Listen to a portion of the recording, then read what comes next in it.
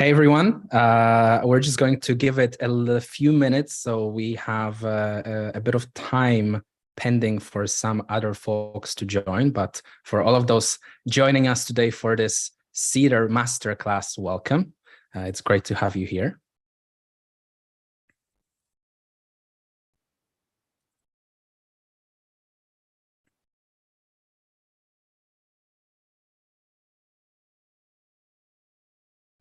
Hey everyone, for those just joining, we're just waiting a few minutes to let other folks join who have signed up to this masterclass.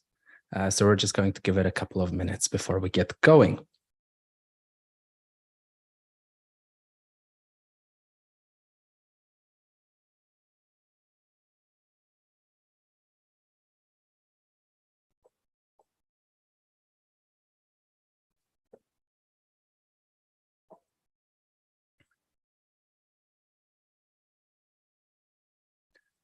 Hello, all new joiners. I think we'll give it one more minute and then we'll get started with this masterclass about AWS Cedar. Very exciting.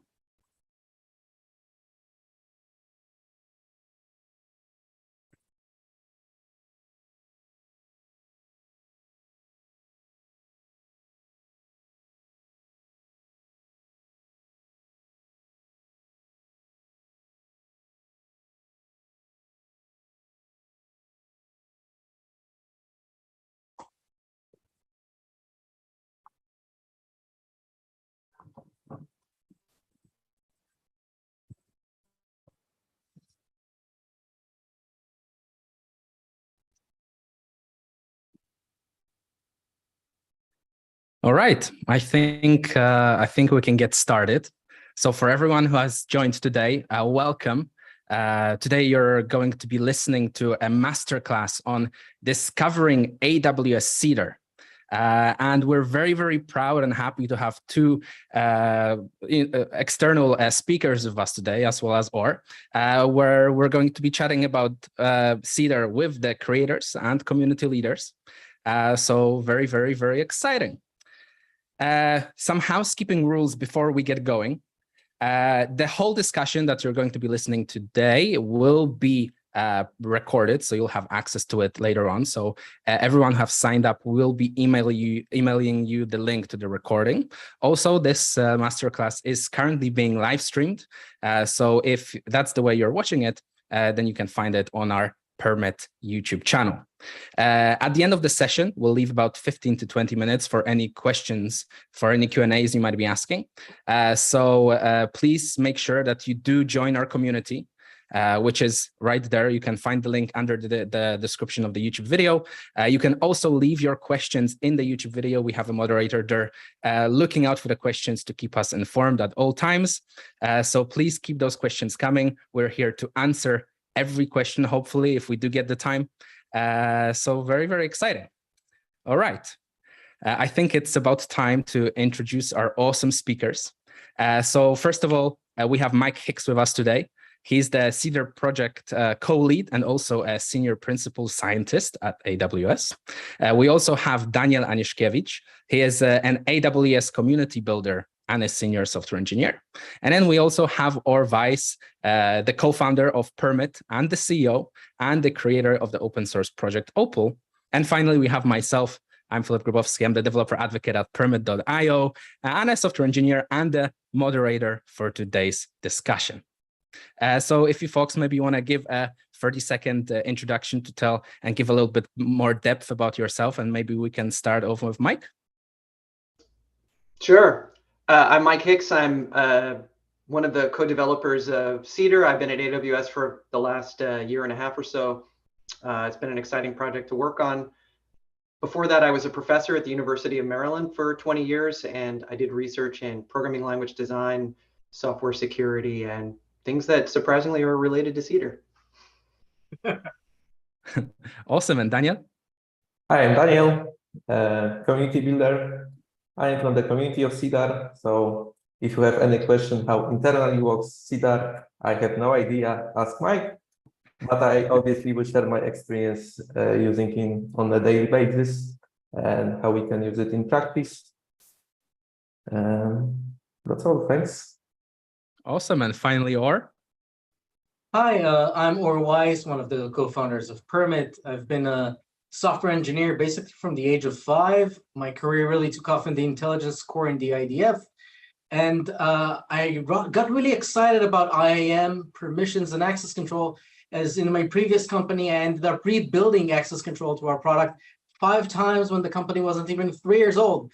That just drove me nuts. So I decided that we should create communities and tools that will solve this problem once and for all. So as engineers, we can focus on the things we actually care about.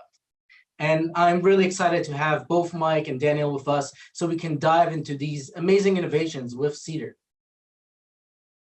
Awesome. Fantastic. So I guess we can kind of get started and maybe give a short introduction into the world of permissions, why we should use permissions, why are permissions important, what are permissions in general, maybe a little bit of insight into policies and why we create policies, and why the world of authorization is expanding. And I know you have a lot to say about this, Or, so I'll give you the leeway here.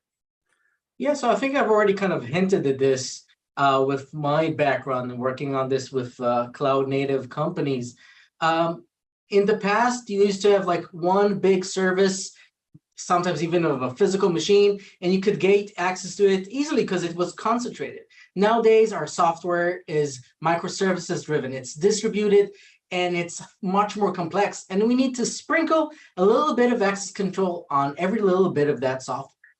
And this is where we go into IAM, Identity Access Management, which is comprised of identity management, so solutions like Okta and Azure Active Directory and other identity management solutions like that.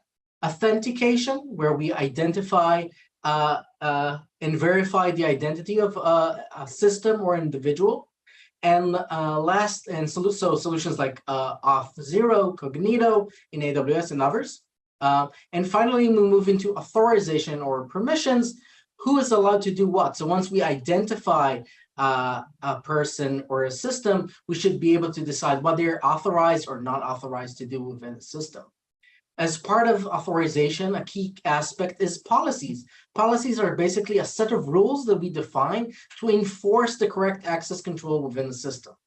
These policies end up touching on permissions, specific access, basically actions on resources that an individual or system is allowed to perform in a certain context. So by creating policies, we basically implement the definition, configuration, and essence of our authorization in our system. And as I said before, basically every application we build today needs at least a little bit of authorization at every little part of it. Now, you did mention that all the applications we build are going into that architecture of managing microservices. And I think one of the principles that I am aware about is how we can start to decouple that authorization into a microservice on its own and into something called policy as code. So maybe you can tell us a little bit more about policy as code. For sure. So we already got to the point here where we're talking about building these applications and having access control or authorization for them. And we know that we want to manage that with a policy. That's almost by definition. So now the question is, how do we manage policies? So when we think about it as humanity, we've kind of realized that when it comes to complex logic, the best way to manage it is as code. We already have all the best practices there. So we want to apply versioning with something like Git. We want to be able to do tests, benchmarks, code review. We want to be able to merge different versions and compare them.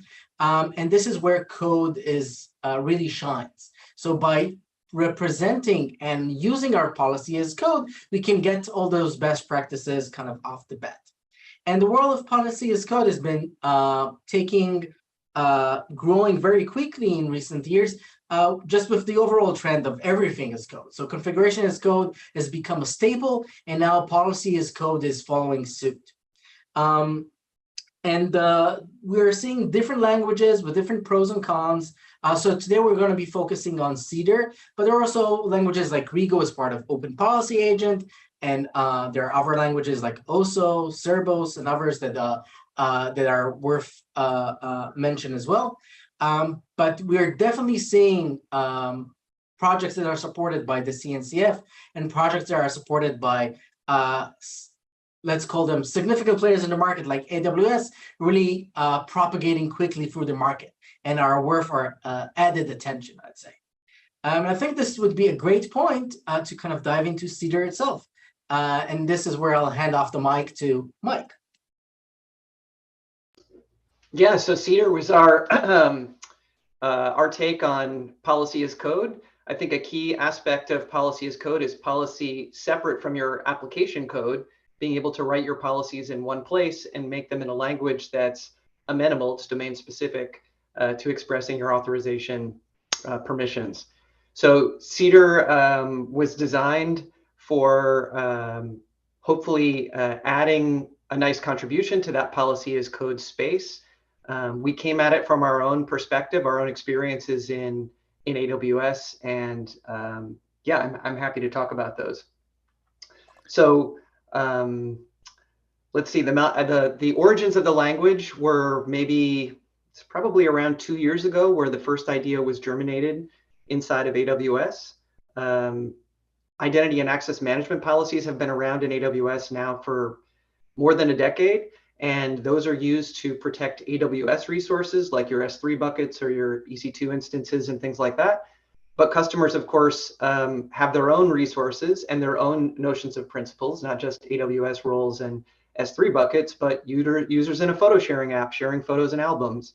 And as Or was saying, we need a way of, or those users, those AWS customers need a way of implementing permissions for their applications. So basically, that was the starting point. How can we, using our experience from AWS IAM, develop a policy language, a policy as code solution that, based on our experience, can be a big help for our customers? And when you started developing the language, because I believe most people on this call are very familiar with OPA. It's something that has been quite widely used and adopted by the CNCF. And now we have Cedar, which is another great language coming into the space. And when you were designing Cedar, did you consider or find any limitations of other policy languages that you wanted to cover with Cedar? So we thought about using we started from the ground up and thinking about what would we want from a policy language. Again, based on our experience with the success of IAM, which has spread to so many AWS services and is a standard across AWS, what would we want in a policy language to give to customers? And we had a few requirements that we had in mind. So one, for example, was bounded latencies. We knew it's important that you want your authorization solution to be fast, and you don't want misconfigurations or misunderstandings to lead to, say, infinite loops in your policy logic or to extremely long, surprisingly long running times. So we didn't want those. We wanted to make sure that by construction, the language had a bounded latency. We wanted to take best practices like default deny. You shouldn't authorize a request unless you're explicitly providing access to it. We wanted to have an ergonomic syntax that's easy to read. It's quite intuitive, even for non-coders and developers, to be able to look at policies independently and understand what is the posture of this application so that we can have auditors and things like that. And we wanted to support different styles of authorization. You might have heard of role-based access control or attribute-based access control. Those things are de facto standards in the authorization community. And there is some support for example, role-based access control in identity management systems today. So we wanted to include that. Customers are familiar with it. But at the same time, we didn't want to make the language so complicated and so general purpose that you lose the benefit of its readability for the purposes of authorization. So in balancing all those things together, we just felt like there wasn't one language that already existed that could provide all of that, and that maybe it was time for us to develop something for something ourselves. Sounds great. And if we're talking about any applications that people might develop, whether it's big or small, is there any benefits when it comes to the scalability of Cedar, when it comes to managing Cedar as policy as code and modern applications?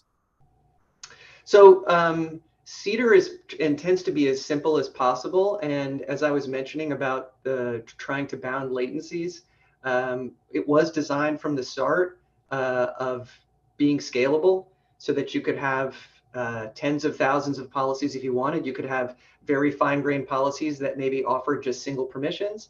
Or on the flip side, you could have just a few policies that leveraged group organization, hierarchies, and things like that to enforce your permissions. So, but scalability was absolutely a consideration right from the beginning. And Daniel, maybe you can give us a little bit of insight because you're part of the AWS community building. Have you come across use of being able to use Cedar, and what are your first impressions of the policy language? Maybe you can give us a little bit of insight into what it's like working with Cedar. Obviously, when we're dealing with the authorization, we're always seeking for the best solution and tools to incorporate it into our application. So for me, Cedar is game changer in case of two main aspects. First is simplicity, because the syntax is really simple, human readable, and it's easy to maintain it. We need to take into the consideration when we're working in teams, somebody needs to maintain our code. So when it's human readable, easy to maintain, it's much easier to do it properly. And Cedar also can be easily read by not technical person, which is a big advantage here. And the second one is the aspect of security by default. So what does it mean that this Cedar as a policy language was designed with a focus on preventing security mistakes? What does it mean? Like the main principle in Cedar is deny by default. If we doesn't explicitly allow something, it will be forbidden. So it's easier to design our application because we would like to avoid that if we define some policy that is some side effect or will have some over permissioning in our application. And I guess that's it. So the privilege of least privilege when accessing to the specific resources is very easy achievable with Cedar. And I know that you have some examples of to show us of using Cedar and what it looks like. But before we jump into that, as a little bit of a cliffhanger, I've got a question to Or, because we at Permit deal with a lot of policy languages, and it might be the case that a new language like Cedar comes out and suddenly someone says, well, now maybe I want to migrate to this language. So is there any best practices of migrating from one policy language to Cedar in this case? Mm-hmm. So first of all, probably most people would be migrating from hard-coded implementations of authorization into a policy language like Cedar. And I think one of the great benefits of doing so and also moving from other languages is that there are a lot of best practices baked into the language. So I already touched on a couple of them, like the syntax itself being legible by other people, not necessarily as technical, by having the topic of application level access control being baked into the language. So we have primitives and first-class citizens like principle and resources and actions, they are baked into the language. So unlike in other languages or when we were building this on our own, we don't need to invent them. We can already work with some of the guidelines that we have in the box. But like Mike said, it's not too opinionated that you can't find your own flavor with it.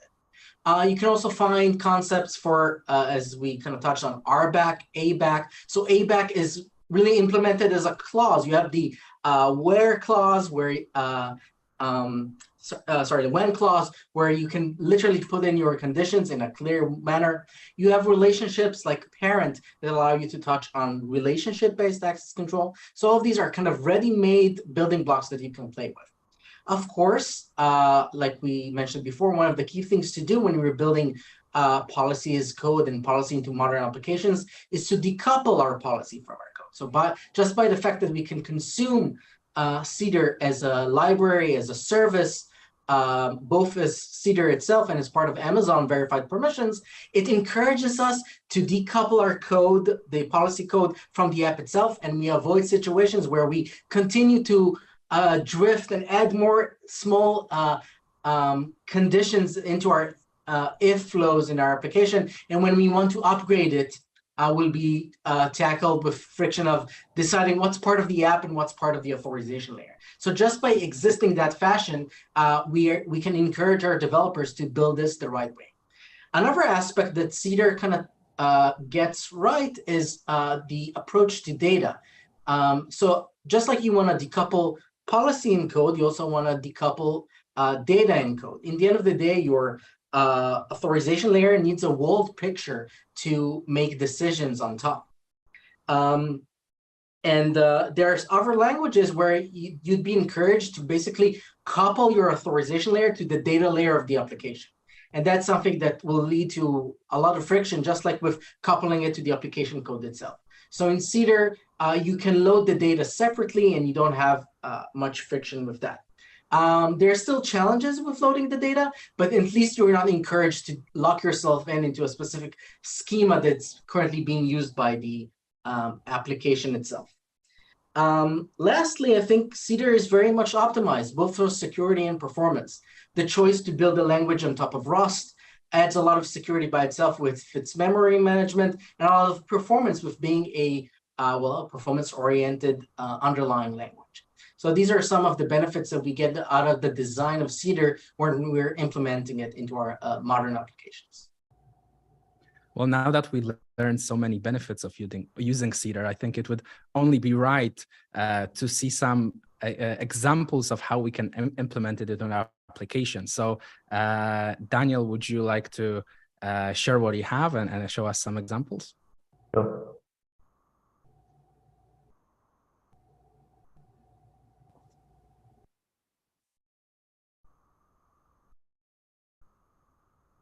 Okay, so hi again. So some examples of how we can use Cedar exactly. So I have two use cases.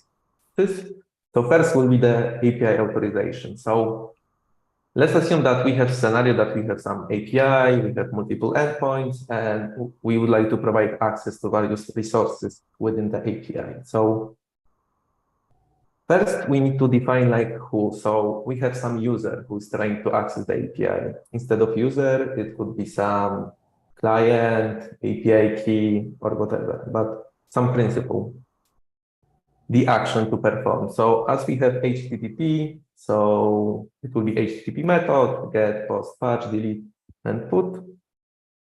So like the operation which we would like to handle, and we have the resource, so like specific endpoint of the API. It could be like V1, V2, or some beta endpoints.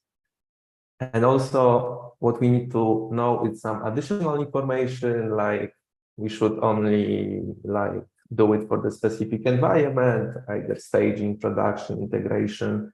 And also we need to check the specific domain of that.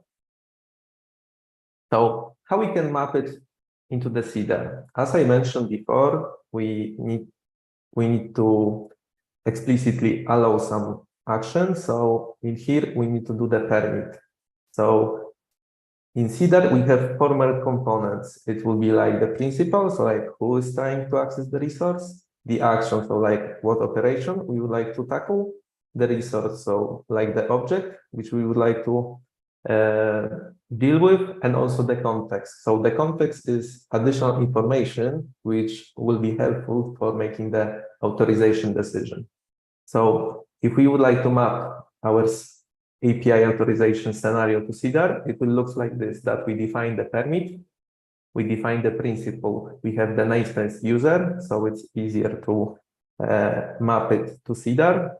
We specify the principal Daniel, and use action HTTP method, which is post, so for creating resources. And we define the resources, the endpoint v1/products, but only when the context stage is production, so only for the production environment, and also that the domain will be shop.mydomain.com. It's one of the example. As you can see in here, we specifically allow one specific principle, which is user Daniel, to do it. But sometimes we can think of, okay, but I have multiple users. Should I define like thousands of policies for each and every user? Like I don't have time for that. So Here we have another e-commerce example, but this time about the groups of customers. Let's assume we have scenario that we have some e-commerce system and we have some customers and some specific principles like customer belongs to the VIP group can pre-order specific product. So in here, the principal like is the client within the e-commerce system and the user belongs into the VIP group. The action to perform will be pre-order within the system. And the resource will be specific product. Let's assume it will be some ticket for some entertainment movie or whatever. So how we can map it into the Cedar? So again, we need to do the permit and we define that principal in customer group VIP. So we checking that the principal belongs to the specific group, which is the VIP. The action will be pre-order and the resource will be the product ticket. So instead of creating thousands of static policies, we can easily do it with groups. And my 3 cents about Cedar itself is very flexible because, as you know, it's created by AWS. It has strong and growing community, and it's integrated well with AWS services like Amazon Verified Permission, Amazon Verified Access. And what is the best about it? Because one thing is defining the policy with Cedar, and the second thing is evaluate those policies. So we can do it with Amazon Verified Permission when we just put the Cedar policies and evaluate it with AVP. We can do it on our own with Cedar engine. So we can write some script in Rust or start the server and also evaluate it. Or we can use OPAL to do it. So Cedar is very flexible because what option we'll choose, we always will have Cedar and we can evaluate it in different ways. And that will be it in case of examples. Thank you for these awesome examples. I think everyone who's listening today is very lucky because not only that we have a bunch of really good examples, we also have a bunch of really nice demos. And speaking of demos, I know that Mike came with a demo to show us what it's like to create Cedar authorization or authorization using Cedar. So Mike, will you be ready to take that away for us and show us? Yep. Let me get started. All right, hope you can see that. So I'm going to present a short demo with an application that we call Tiny To Do. Hopefully you can see that slide there in the middle of my screen. Tiny To Do is a hypothetical application for task management. You want to build task lists with items that you can check off those lists. And it's a multi-user application, so users might like to share their tasks with one another. But of course, what that means is not every user wants every other user to be able to see their tasks. So there needs to be some sort of permission system to govern who has access to what. So in the old way, the way that Or was talking about, or maybe the common way today, you would mix together all of your application logic and your authorization logic inside of your server that implements your Tiny To Do service. And what this would mean is that if you had a client and it sent your HTTP commands to your service and it then consulted the data, perform that authorization right there in your application code, and then return some response. And you can imagine the drawbacks of that. As your application logic gets more complicated, as your authorization logic does as well, it becomes hard to disentangle them. And all those benefits of policy as code start to become something that comes into your thinking. So if we were to switch to use Tiny To Do with Cedar, it would look like this. We would have separate Cedar policies for your authorization logic. And when the client then performs a request, instead of doing the authorization check within the application code directly, it simply delegates that request to the Cedar authorization engine. This engine then consults the policies, makes an allow or deny decision, and then the server is able to carry on doing the work. So let's see what that looks like here in this demo.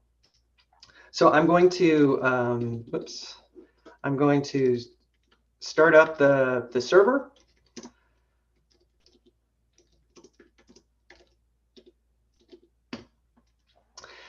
So this is that Python client that I mentioned a moment ago. And here I'm starting up the Rust server that the Python client will interact with. The Rust log equal info part that you saw there is setting an environment variable that's causing these logging messages to be printed so we can see how Cedar is being consulted for authorization decisions. So I'm going to start off by setting myself to be the user Andrew. In real life, Andrew would have to like provide a password and go through an identity management system. But for this demo, Andrew is just allowed to assert himself, and he'll be the identity and the requests going to Cedar. So now Andrew wants to create a task list. So let's say Andrew is the one creating this demo. So he creates that list, and we can see here that it says this request is being sent to the Cedar authorization engine. User Andrew would like to perform create list for my application. Cedar comes back and says allow for the reason of policy 0. So I have above here the policies that are being used. They're in a file, policies.cedar, that TinyToDo loaded up when it started up. And here's that first policy that's authorizing Andrew creating the list. And it says, I'm permitted, if I'm any principal, to perform action create list or get lists on the application TinyToDo. So because there is no constraint on who the principal is, Andrew is allowed to perform this action. And so TinyToDo carries it out, creating this list 0.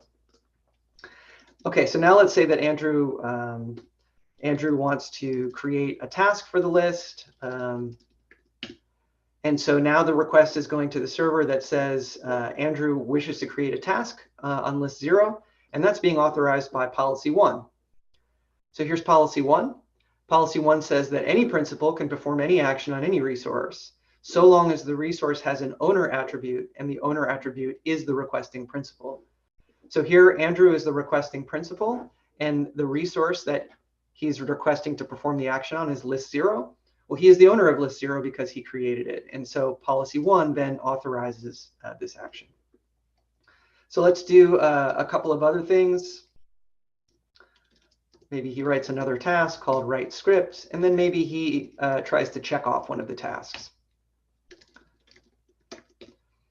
Okay, so at this point, having written a task and checked one off, Andrew can see that his list is to write code and write script, and one of those tasks is completed. All those tasks that I just did were all authorized by policy 1 because Andrew is the owner of the list, and any action that he wishes to perform on the list, he's allowed to perform. All right, so suppose I now become a different user, Aaron, and Aaron wants to have access to Andrew's list.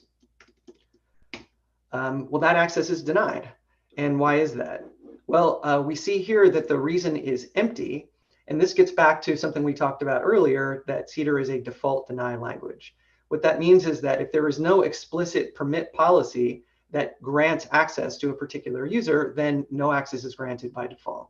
And so all of the policies that are loaded, none of them grant Aaron access. If we scroll down, we can see here's another policy that's kind of close to the one that the situation that Aaron is in. That is, it's for any principal who wants to perform get list. Well, sure enough, Aaron is trying to perform get list here, but it's only allowing that action to take place if the principal is a member of the readers or editors groups for that particular list. And Aaron is obviously not such a member, but he could become one. That is, if I go back to being Andrew and I do share a list with Aaron, and let's say I share it as read-only. Now I set myself to be Aaron again, and I call get list on list 0. It worked. And why did it work? It says, again, policy 2, which is this policy is the one that granted access. Now, at the same time, if Aaron tried to make a change to the list, like trying to toggle that second task, this is going to be denied. And again, the reason is empty because there's no policy that enforces this. It turns out that the last policy in our group is this one, which says that if you're in the editors group, you're able to perform an update. You could update the list to check off the task, but update the task at this action here, but Aaron is not a member of that. Of course, we could switch back to becoming Andrew and make Aaron a member if we wanted to. So that's the basic demo of TinyToDo.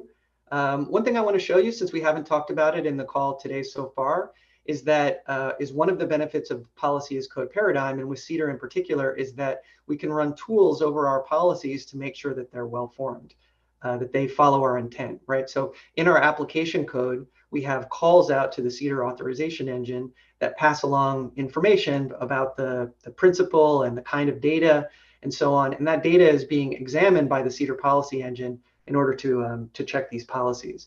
So there's an assumption that's going on here about the format of the data and the policies from the perspective of the application and the policy enforcement engine. So we want to make sure we get that right. So Cedar provides a way to define schemas.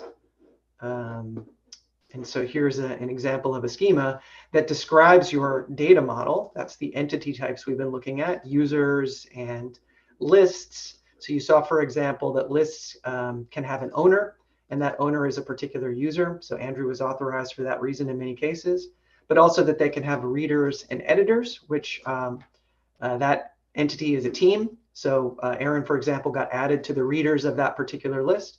And so we're able to describe all of this stuff inside of the schema. We're also able to describe our particular actions. So we saw create list, we saw get list, and this says what are the principal and resource types that are expected for queries, for requests for those particular actions. And so again, with this information, I can then check that my policies are doing the right thing. So for example, let's say I mistyped this action right here. Well, when I run the validator is going to say this action is unrecognized. Did you mean this alternative create list action instead, which it knows about because it's able to get that from the schema. Or if here I mistyped reader as raters, this particular attribute, once again, it knows that that's not a legal attribute because when it looks at the lists, it knows, which it can infer that resource must be a list in this particular case.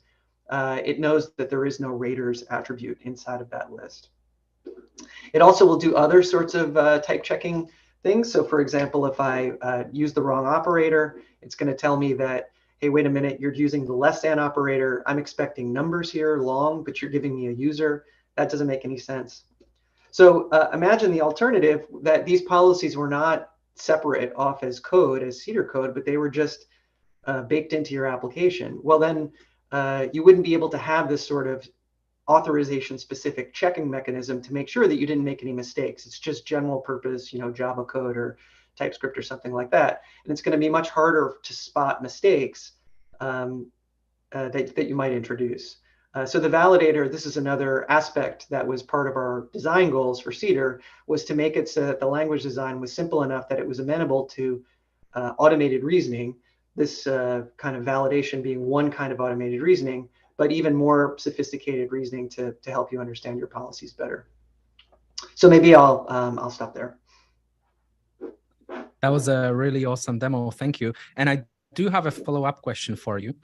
In regards to the schema, is the schema the de facto way for Cedar for testing our Cedar policies that we define, or is there any other best practices that people can apply when working with Cedar and making sure that the rules, the enforcement rules that they write are always correct? That's a great question. So Cedar as an open source project has a bunch of ways that you can write tools to use Cedar policies. One way is we provide a command line interface for Cedar. So it's easy, for example, to write unit tests or integration tests that use the command line tool, that you can test that particular policy enforcement or authorization requests do actually become satisfied or not satisfied as you would expect with your policies, or so that's something that's definitely encouraged. When I do development, I often go to the Cedar language playground. If you go to cedarpolicy.com, there's a playground there. You can type in your policies and your example data, and you can do interactive testing when developing those policies. So again, policies as code, it's a benefit. The testing regimes that you use for your normal code, you can also use for Cedar policies. Great, thank you.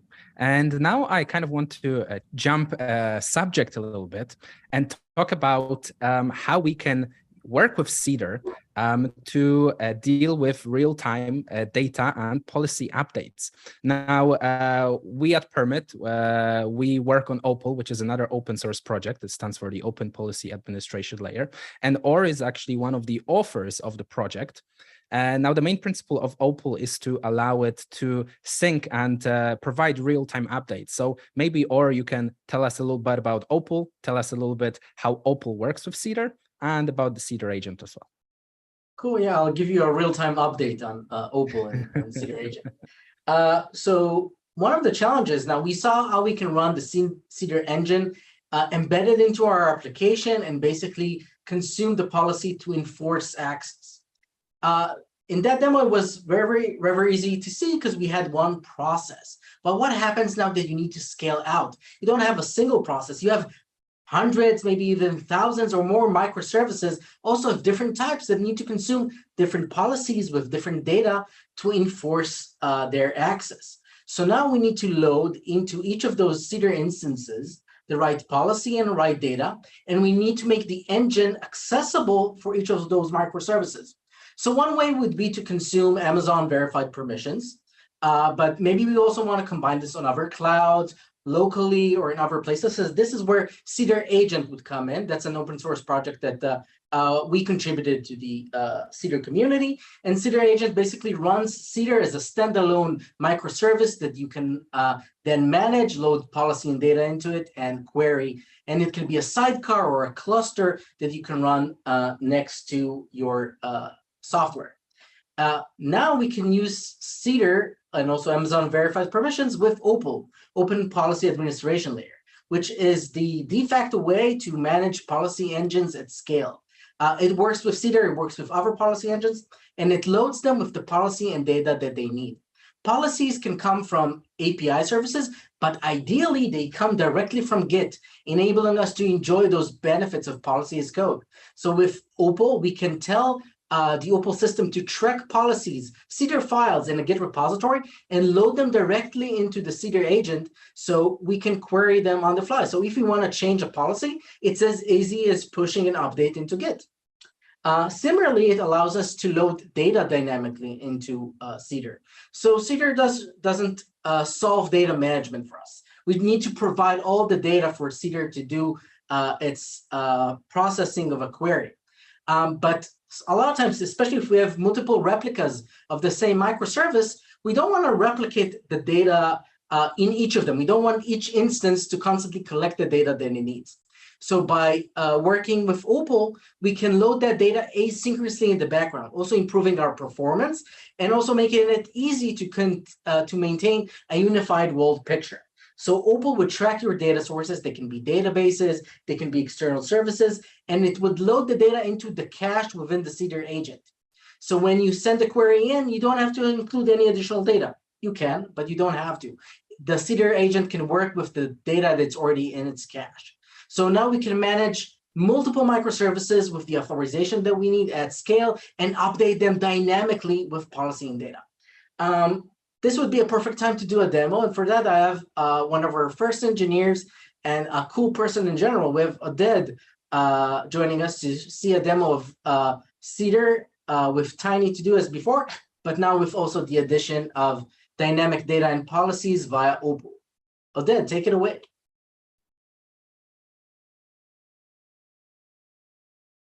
Okay, I will share my screen. Great. Hey, everybody. As Or said, let's see a demo of the cool Tiny to Do application now with Cedar agent and OPAL. So I will start by saying that all the code that you will see will be shared by Philip at the end of this session. So let's start with the Docker Compose example with Cedar. So we can see that we have the OPAL server that is in charge of getting the policy from the Git repo and update the OPAL client with that policy. Also, it will let OPAL client know on each and every data change. As Or said, OPAL is in charge of letting the policy engine, Cedar in our example, the up-to-date policy and data. So the engine will be able to evaluate the policy query with the up-to-date policy and data. So we have the OPAL server and the OPAL client, and also Nginx and broadcast channel. You can read about it more on opal.ac. Okay, so now we can set up this Docker Compose and show the Tiny to Do demo, just as before. And I will explain in each action what is a bit different from what we saw before. So I started the Docker Compose. We can see that we have the OPAL client and the OPAL server. OPAL server gets the, let's make it bigger, great. OPAL server gets the policy and sync it with the OPAL client. And now the OPAL server will query the GitHub to check whether there is a new policy. And if there is, it will update the OPAL client. You will see it in the demo. So let's start with the user, Keisha, which isn't an admin. It belongs to the temp team. Now, let's create a list. Okay, I forgot to start the server. Now we have the server up and running. And now let's create the list. Great. So we can see here a few things that happened. The first thing will be, we need to check whether Keisha is able to create a list.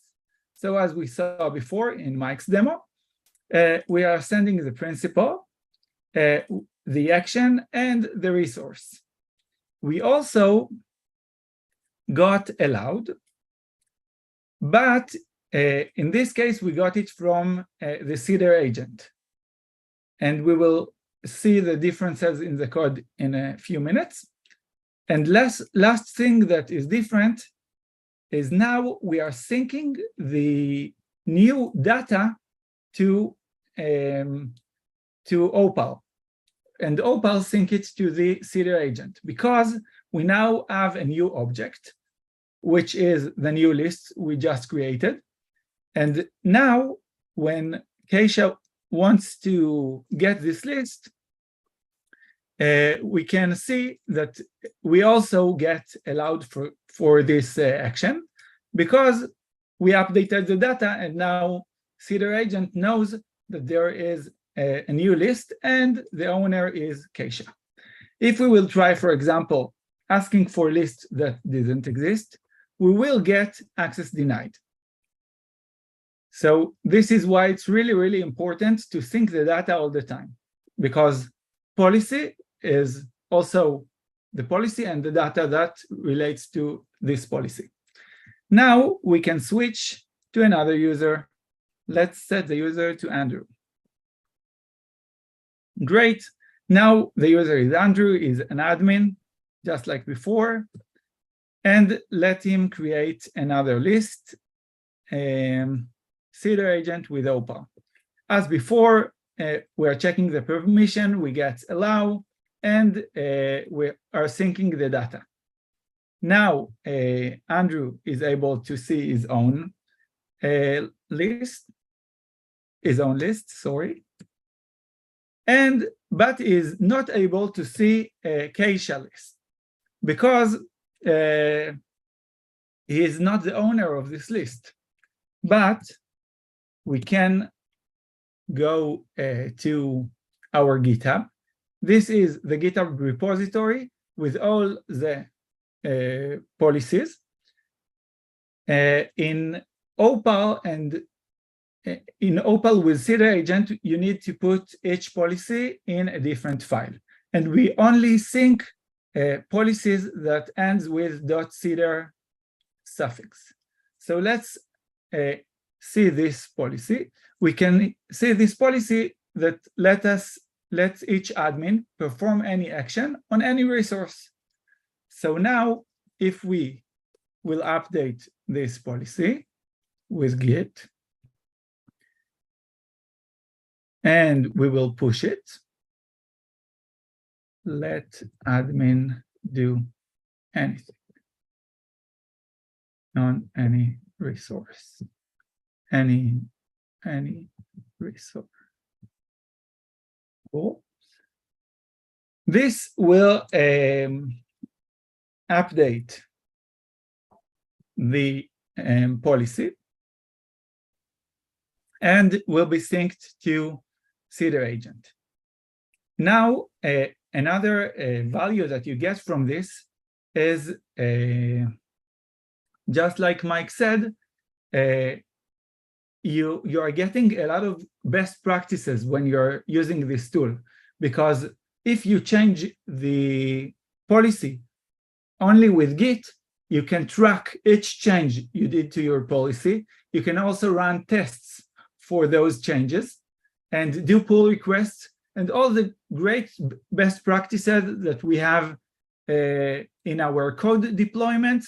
We can use it for the policy as code. So you can see here that we found new commits, and here that we got a new data bundle. And we can see here as well the file, the policy file that changed, the policy 4. And now when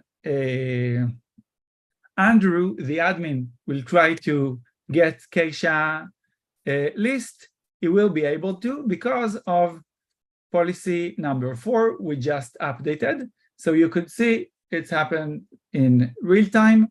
You can also set it, instead of polling, to work with webhooks, and it will be much faster. But anyway, it's pretty fast and cool. As I said, all the code will be available. You can see it in a permit.io fork of the Tiny To Do with Cedar agent. Thank you all, and thank you, Mike, for the base project. Thanks, Ored. Awesome. And thank you, everyone who's on this call. Keep those amazing questions coming. We have a whole bunch already to answer. But I know at this point, or you have a quick demo that you'd like to show us in regards to working with permit. I think we'll skip it. I think it's more important that we'll cover the questions.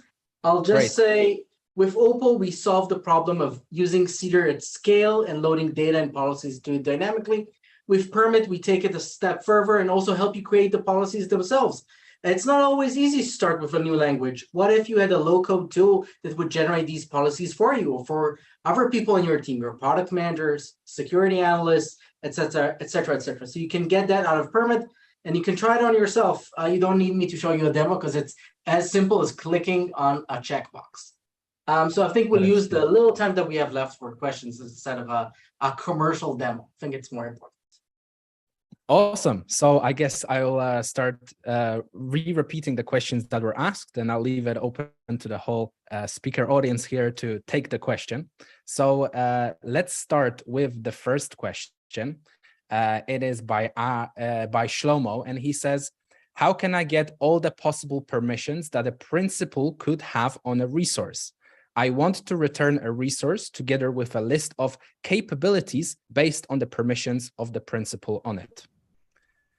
Now that was a mouthful. I hope I can take that one. Sure. So this is as you saw in the examples that we've done so far, Cedar is designed to answer the question: is this principal allowed to perform this action on this resource? To be able to ask the question, well, what resources could the principal perform this action on successfully? That's a slightly different sort of query. So there's two ways you can do that right now. One is you can send those requests. If you knew that the principal could potentially access one of 10 resources, you can just ask the question of the 10 resources, And of course, all the ones that were allowed, you can put in your list, in your UI or something. Alternatively, so that's the current solution, I would say, the current best practice. What we are developing, however, is a solution that's based on what's called partial evaluation. And you might be familiar with this from OPA which also supports it. This is a feature that's in the Cedar language now. So over the next couple of months, what we're doing is working on an integration with a data model to allow us to ask a query where you leave the resource part as unknown, if you will. And what will happen is you will get back what's called a residual expression of Cedar policies that would apply depending on what the resource actually is. And you can then use those expressions to enumerate what resources are available. So this is not a feature that's immediately ready yet, but it is something that the kind of heavy lifting of partial evaluation is in the language, and we're trying to work through in the next few months, polishing that off into a useful feature. Great. So I have two follow-up questions by Yuan. The first part is it possible to evaluate if a principal or resource is of a certain Cedar identity type? So the answer is that allows me to talk about the community process we have for Cedar. We have a request for comments process for making changes to the language. If you go to the Cedar GitHub and the RFCs repository, you'll see it. One of the just accepted RFCs is to be able to do what you just are asking to do, to ask the question, is this entity of a particular type? So that's something that we'll be developing and including in the language very soon. If you go to the RFCs page, you can see that accepted RFC and the details for yourself. And the other part from Yuan is, have you considered developing an async Cedar authorizer which reads identity data on demand while evaluating policies? Yes, for sure. So in some ways, you can think of Cedar Agent as kind of performing some of that capability already, that it separately is retrieving the data that's needed to answer policies. And so we are working on adjusting the Cedar APIs so that the isAuthorize call more naturally allows plugging into backends that could asynchronously retrieve data. So that's yet another great question and something that is on our radar to improve. I'd like to add a little bit there. So as Mike said, you can get a lot of that with Cedar Agent and OPAL already today. Something that I would avoid or kind of recommend as a best practice is to not load a lot of data as part of the authorization critical path itself. When you do that, you basically couple your authorization layer to other services, their performance profile and their availability, and that can also create a dependency loop that will be detrimental to the stability of your software. So the best practice that we try to encourage with OPAL is to load the data asynchronously to the authorization queries. So you can load it in the background and it will be available for you and you can keep it up to date with that event-driven architecture, but you're not coupling it to the critical path of the authorization flow itself. If you know that you can limit it and you can control the availability flow and dependency chain, it can be okay. But even if you know how to do it, the developer that's going to replace you, he or she might not know that. So I'd recommend avoiding that. But if you know what you're doing, yeah, it could be okay. Awesome. And we have an interesting question by Samuel. Does Cedar have a limitation on memory usage like OPA does when using, for example, a lot of policy data in memory? So Cedar as a language does not impose a restriction, but Cedar as a service that you build, a service you build around Cedar most certainly will. So for example, we've mentioned Amazon Verified Permission several times. It builds an authorization service around Cedar, and it does impose restrictions on how many policies you can have and that sort of thing. The one place in the Cedar language where there is a restriction is it will check for stack overflow. If your policies uses a recursive implementation of the interpreter to interpret Cedar policies, and if you have extremely large expressions that have lots and lots of operators, you can blow out the stack. So again, you can control stack size in the process that embeds your Cedar authorizer. And if you need more stack, you can add it. But there is no other place, it's essentially up to the service that's using Cedar to control sizes. Also, to add a little bit here, A lot of times what people get mixed up with is thinking that the data that your authorization layer needs is the same data that is currently used by the application it's enforcing. And it's not the case. You usually need a very tiny subset of that data. So once you boil the data down to the subset that you need, you usually avoid most cases of high volume data usage for the authorization layer itself. In cases where you have like millions of users, you might run, and like data that is correlated to them, that's where you might run into data issues. And there you can apply techniques like sharding, which OPAL can also be useful for. You can basically load subsets of the data into different instances of your Cedar execution format. Great. The next question is by Aaron, and he's asking or stating that also has a policy test syntax, so tests can be written next to policy code. Does Cedar have such a thing? And what is the Cedar approach to testing policies? So Cedar does not support a special test syntax. The approach that we use today to test policies is to use the command line interface, as I mentioned earlier in the live stream. It's an interesting idea to include testing syntax. I'd have to think about that as a practical matter, but it's not something that Cedar has today. That sounds interesting. And if you are using Amazon verified permissions, you can use the test bench functionalities within AWS console. So we can just provide all information like principal, action, resource, and provide the context and some additional principles. And then you can test it against your schema and overall policy store. So instead of making real SDK calls, you can just emulate it through the test bench functionality. And there's the playground as well, which I mentioned earlier. Yes, indeed. Great. Okay, we're running low on time, but we have 2 more questions left, so let's try and cover those. Maximilian asks, what's the recommended way to deal with collections? For example, a collection of task lists. How can the collection be effectively reduced to what a user should be able to see based on policies? That's a good question. So Cedar supports, as part of its data model, sets, and it can do test membership inside of sets. It also gives you a way to interrogate records. So we saw the has owner clause there to look for attribute keys inside of records.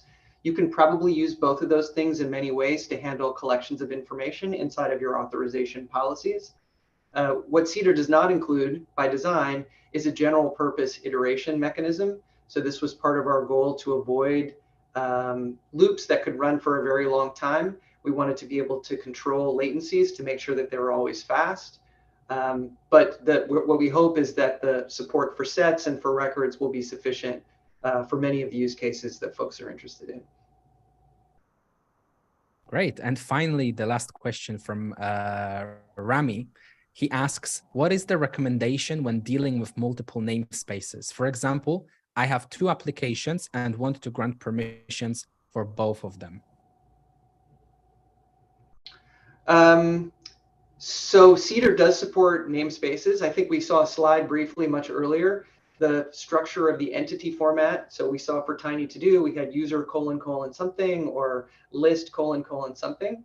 Those are entity types, list and user. We saw that in the schema, but you can have a namespace as a prefix for each one of those types. So I can have my : namespace : user, for example, and I can have multiple namespaces inside the same application.